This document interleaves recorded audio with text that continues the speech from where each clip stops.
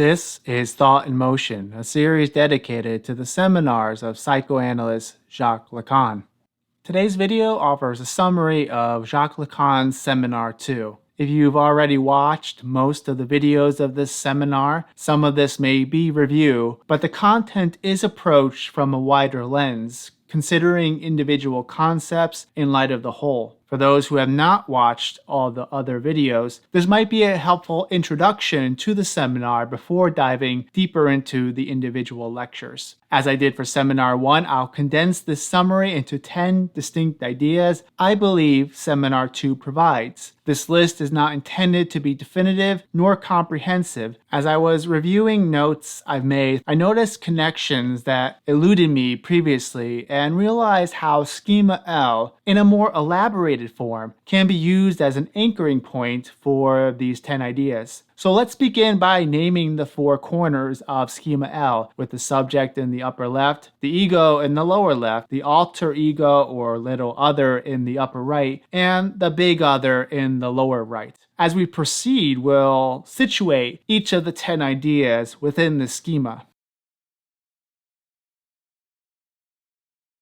Lacan elaborates upon the real more in Seminar 2 than he does in Seminar 1. I'm representing the real here by the black background because it's unnameable, lacking any possible mediation. Lacan calls it absolutely without fissure, meaning it precedes the differences, the presences and absences that mark the symbolic. It's fundamentally unnameable, so we can only talk about it in terms of the failures of the imaginary and symbolic, because once we start making positive attributions of it, those attributions themselves belong to the symbolic. Take, for instance, the exact sciences. These sciences attempt to get at the real, much like how myths and religions had previously done. They deploy a small number of symbols, like E equals mc squared, and other equations that project the structure onto the real, rather than bringing us in direct contact with it. Interestingly, and this is something Zizek has pointed out, the laws established by the exact sciences, such as physics, when pushed to their limit, start to break down, perhaps exemplified by the Heisenberg uncertainty principle. Zizek somewhat humorously states that it's as if God had only expected humans to get so far, and so created a symbolic universe that wasn't intended to be surpassed. Still, humans surpassed it, and then God was like, oh shit, because once you break past the limit of the symbolic set up by the big other, you get utter chaos and meaninglessness. It's the point in which the laws of physics break down. At those moments in which the symbolic does break down, we get a glimpse of the real. And this is also the case at the level of the subject when it's confronted with the terrifying organicity of the bodily real, such as when Freud looks down Irma's throat in his dream. It serves as a kind of trauma, and will be a notion that we'll return to in these seminars. The exact sciences are just an example of a more prominent feature of the symbolic, which is its being like a machine or perhaps a computer algorithm. I like the metaphor of the algorithm because it's highly relevant to our present-day context. The algorithm is programmed with a specific set of laws that determines what happens. So perhaps the algorithm bases its decisions on clicks and watch time. And as a result, some content gets elevated while other content becomes hidden. What is most notable here is how the algorithm, after it's established, begins to take on a life of its own in ways that the programmers didn't anticipate. It's devoid of human decision-making, and consequently, we now have an algorithm promoting content that just so happens to appeal to some of the more base elements of humanity, leading to, at times, devastating effects. Lacan illustrates this function of the algorithm in Seminar 2 using the game of odds and evens, or pluses and minuses, whereby a symbolic system introduces a certain amount of necessity into the game of chance. The automaticity of the symbolic demonstrates that we're not dealing with a human world, and this symbolic is itself absolutely irreducible to human experience. At the same time, the symbolic is also a source of creation. It gives rise to the universe, that is, the order and structure that makes meaning possible once a subject arrives and integrates itself into this discourse. And when something new is introduced into the symbolic, it brings that thing into being and retroactively makes it as though it had always existed. Just like when we discovered gravity, it became so obvious and necessary that upon its discovery, it strikes us as always already having been there since the beginning of time. This retroactive effect characterizes symbolic memory. Though the symbolic itself is irreducible to human experience, a human dimension does come to intersect with it, introducing an impurity into an otherwise uninterrupted, closed signifying chain. Now, one element of this algorithm starts to take itself into account. As we saw when it comes to Gödel's incompleteness theorem, we run into all sorts of contradictions once a number set begins to take itself into account. In the context of the symbolic, this point of contradiction is where we find the subject. The subject is both a link within the signifying chain and that element discordant with the rest of the symbolic universe. The subject gets tangled into the wires of the symbolic network, extracting from the symbolic a piece that plays a critical role in supporting the unique positioning of that subject within the symbolic. The subject is also described as an atom of concrete discourse and the historical embodiment of the universal discourse of language. The symbolic itself is a language, but a mute one. The subject is the one who speaks this language, and it's at the level of speech that the subject is made manifest, and it's through speech that meaning is given to the pre-existing but undeciphered laws of that universal discourse. This function of speech gives a meaning by naming, thereby delivering to the subject its history. Now, this subject I've just described is not entirely equivalent to the unconscious subject, but we need to pass through a few other figures first to arrive there.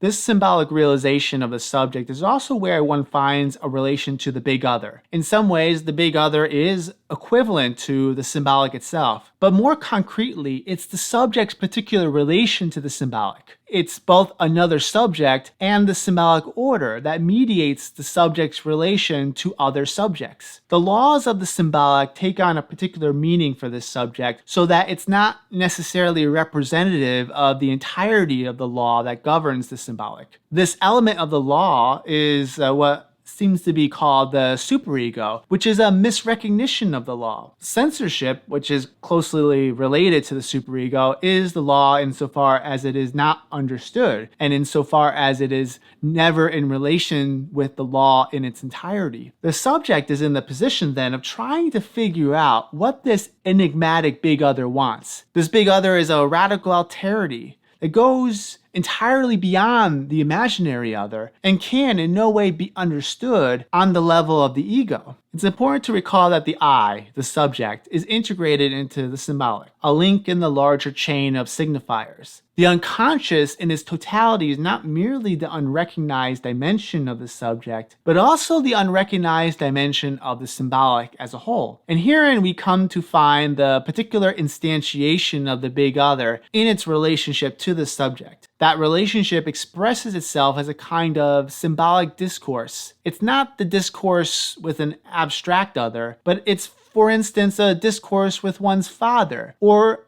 other symbolic figures that represent the law of the symbolic to that subject. To understand the relationship this big other has with the subject, we must first appreciate how the other's discourse passes through what's called the wall of language, which means we need to take up the imaginary and, more specifically, the ego. The story of the subject that I've told so far has been chiefly situated at the level of the symbolic itself. However, we also can approach it starting from the imaginary constitution of the subject. In some sense, this leads us to a point already addressed in the summary of Seminar 1 regarding the developmental unfolding of the ego. So if I were to tell a story about the life of the subject starting from the living organism, it might go something like this. Once upon a time, there was an animal who had a crack. and profound disturbance in its ability to maintain homeostasis. All the other animals acted like jammed machines, possessing a restricted range of possible responses, beholden to environmental variations. Those animals could regulate themselves well under most circumstances.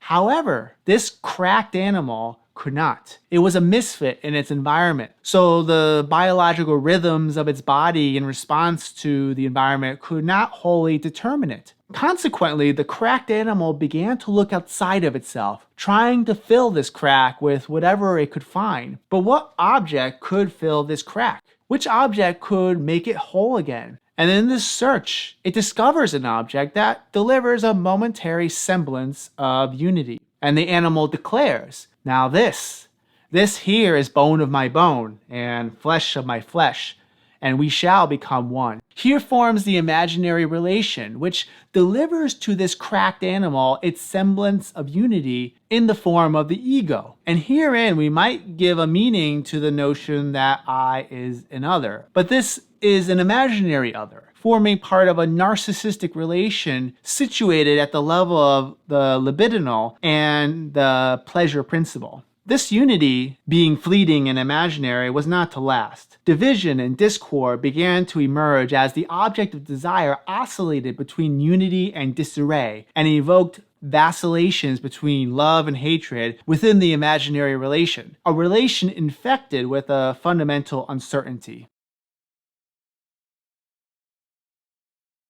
And therein came a third, to establish peace among the discordant factions. That third is the symbolic, which was always already there from the beginning. It now begins to structure the object, delivering to it a kind of stability and permanence, and the capacity to gain mastery over its presences and absences. The absent object can now be made present by a signifier. That signifier mediates the ego and the imaginary other's relationship to the object, allowing for an agreement to recognize the same object, wherein symbolic exchange can now replace the imaginary mode of relating. This ability to conjure the object symbolically is structured by a tendency to repeat. This repetitive insistence allows the object to be reestablished across innumerable situations. And so the lost object, which is made present only by a signifier, can be allowed to persist by symbolically reinstantiating the conditions necessary for it to be made present once again. What is the relationship between repetition and the death drive? Repetition is the insistence of what does not exist and is beyond the ego, who operates according to the pleasure principle. This insistence entails that which is beyond imaginary relations, rational motivations, beyond feelings, or any attempt to maintain the status quo that would preserve a kind of homeostasis. The death drive, thus, is what renders us incapable of ever being satisfied or ever landing at a place of contentment for too long. The death drive is the beyond of being itself, and instead is that which is in the process of becoming, insisting on being realized, but currently is not recognized as such. Now, in light of this notion of the death drive, I made a connection with the idea of the cracked animal. But in Seminar 1, there is addressed this notion of a gap created between the image of oneself as a bodily unity and the reality of one's state of bodily impotence that results from a premature birth and an underdeveloped nervous system. Consequently, Lacan stated in that seminar that humans are not able to then apply frameworks that allow us to fit within our environments neatly. However, after going through this seminar, I've come to wonder if that gap, or as I've been calling it here, that crack, is in some way a product of the death drive itself, which is why the human animal is the one animal always seeking to go beyond the pleasure principle. The explanation provided in Seminar 1 makes more sense if we believe the symbolic emerges following this earliest point of human development. However, we've also come to see how the symbolic precedes us. In some ways, the subject is already there before our births, and that we are, in many ways, born into a symbolic structure before the explicit acquisition of language. In this sense, perhaps the death drive is there always already with us, and as such is in part responsible for making us the odd animals that we are. This now raises another question. What exactly is this insistence seeking to realize? It reproduces the object symbolically, but why? It's because it's trying to realize an unrecognized desire, which has been repressed. This brings us to the unconscious subject. The unconscious subject is that dimension of the subject that is excluded and unable to be integrated into the existing status quo of the pleasure principle, as its inclusion introduces a radical imbalance, which is perhaps why it was repressed in the first place. So how does the ego fit in here vis-a-vis the unconscious subject? It must be kept in mind that the ego is what I have received from outside myself and have erroneously identified as the totality of who I am, excluding everything else that is part of the subject. The ego is the object of the subject, but an object so hypnotically enticing that it becomes the fundamental central structure of the subject's experience. As such, the ego remains part of the subject, but leads to an absolute dissymmetry and radical difference within what is now a split subject, one split between the unconscious subject and the ego.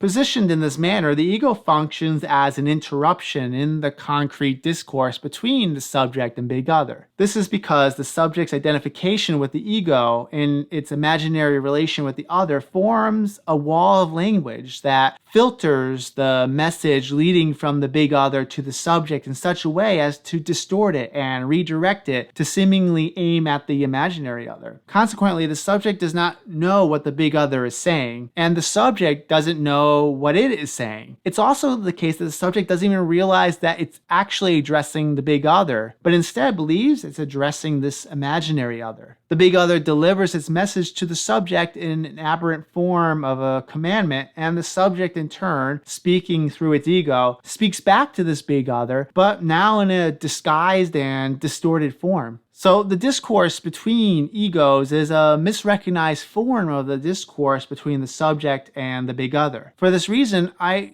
don't know what I'm saying, since I'm saying one thing but meaning another thing. We might believe we are addressing the one who is in fact this imaginary mirage. Still, the repetitive insistence of the unconscious subject continues to aim its message at the big other, and this comes in the form of the mistake, a slip of the tongue, the forgetting of a word, etc. With all this in mind, we can now think about neurosis. Neurosis now means that something of the discourse going from the big other to the subject is not allowed to pass through. Nonetheless, this discourse, which is resisted, insists through the corporeal support of the subject, whereby it gets expressed as symptoms. So symptoms are the inverse side of this discourse, a repetitive insistence seeking to realize itself in a redirected form. How this looks depends on the kind of neurosis and how the subject is specifically positioned vis-a-vis the big other. Lacan doesn't say much about hysteria in this seminar, but he does address obsessional neurosis on occasion. He calls this form of neurosis the fatal influence of the ego taken to a maximum, as the subject is bound to its ego more than in any other form of neurosis. Through this complete alienation, the subject constantly objectifies itself, distancing itself from its desire so as to please the big other, which the obsessive constantly seeks to prop up, but at the expense of misrecognizing other subjects, including oneself. The goal of analysis is true speech, which aims at joining the subject to the other by overcoming the wall of language and discovering which other the subject is truly addressing. Progress in analysis consists of a gradual displacement of the imaginary relation with the symbolic one through speech that names what's been repressed. This true speech transpires through transference. That is, the speech directed at the big other, while the subject understands itself as addressing addressing the analyst ego. Analysts, in turn, must learn to suspend their egos to take up the position of the big other rather than their own ego. They must render themselves opaque and enigmatic to the analysand, thereby approximating the radical alterity of the big other. Doing so facilitates the transference and analysis. In that position, analysts get to know what this subject is saying, who it's speaking to, and identify the imaginary character of what is being said. So here's a question that I'll leave you with. What happens to the subject when it's not properly structured by the symbolic? In other words, what if the big other, this figure of the law that concretely binds us to the symbolic, is in some way an absentee father rather than merely an oppressive, menacing figure? We'll take up this question in Seminar 3, addressing Lacan's conceptualization of psychosis. I want to thank the following for supporting this channel on Patreon. If you wish to support this work on Patreon, the link is below in the description. You can also support this work by liking and sharing this video and subscribing to my channel. As always, thank you for watching, and until next time, be well.